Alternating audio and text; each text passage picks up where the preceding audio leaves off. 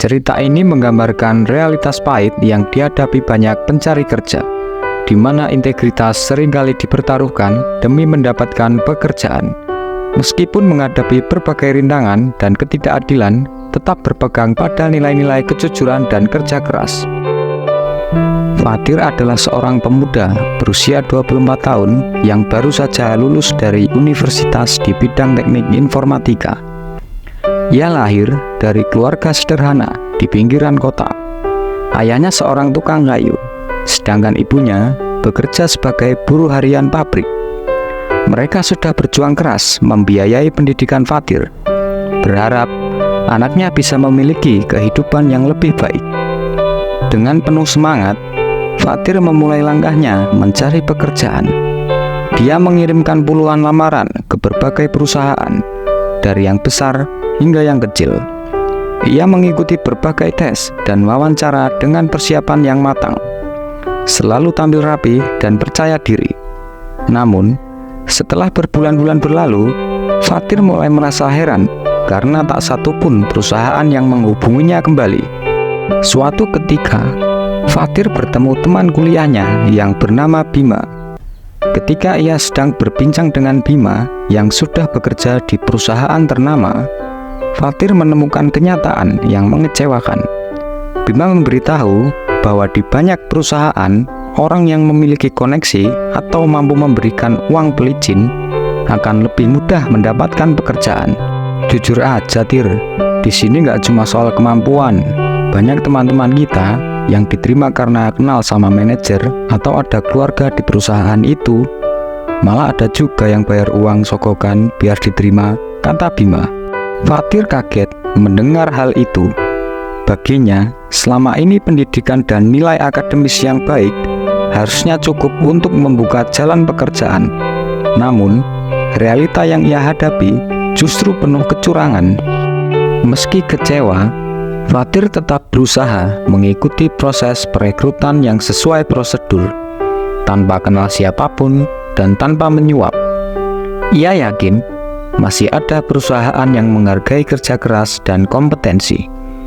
Namun, semakin lama ia menunggu, semakin berat beban yang ia rasakan.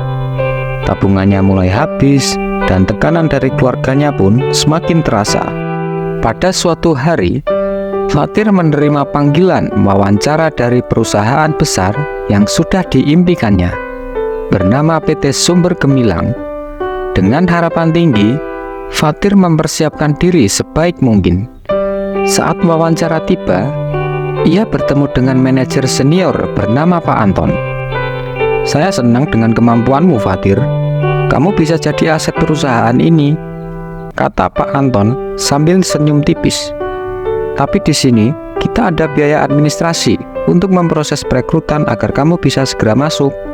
Wawancara pun berlangsung lancar, dan Pak Anton terkesan dengan pengetahuan serta sikap Fatir. Namun, di akhir wawancara, Pak Anton mengisyaratkan sesuatu yang membuat Fatir bingung.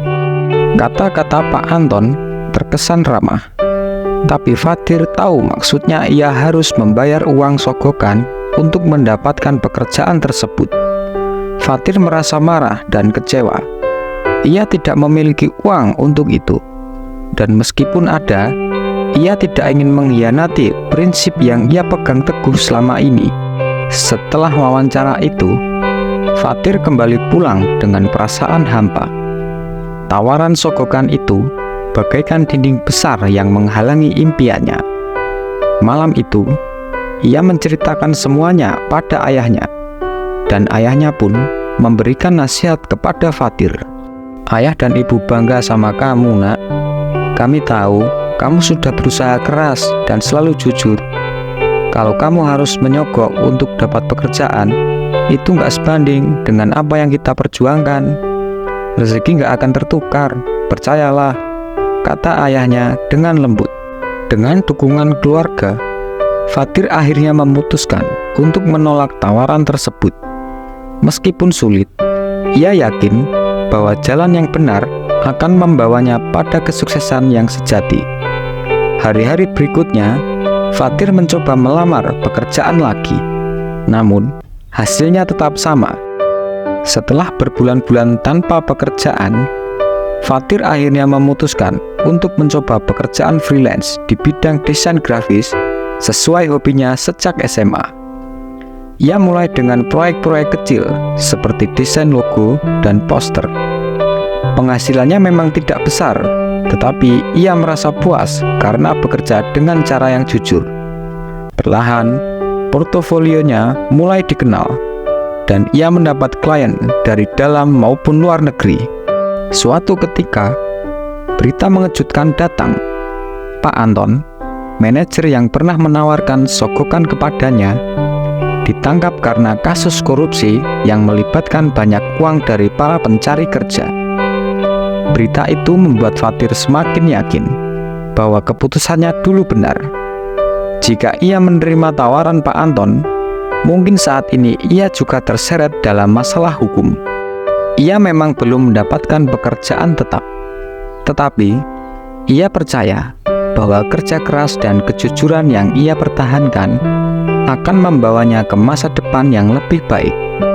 Bagi Fatir, hidup adalah perjalanan, dan ia akan terus berjuang meski jalan yang ia pilih tidak mudah. Dari kisah Fatir ini, kita bisa belajar bahwa kesuksesan sejati tidak seharusnya dibangun di atas kecurangan atau praktik yang tidak etis, seperti menyogok atau mengandalkan koneksi. Meskipun dunia kerja seringkali dipenuhi dengan ketidakadilan, tetap berpegang teguh pada prinsip kejujuran, kerja keras, dan integritas akan membawa kita pada jalan yang lebih baik. Dalam jangka panjang, nilai-nilai ini lebih berharga dan akan mendatangkan peluang yang lebih berarti daripada mengambil jalan pintas yang dapat merugikan diri sendiri.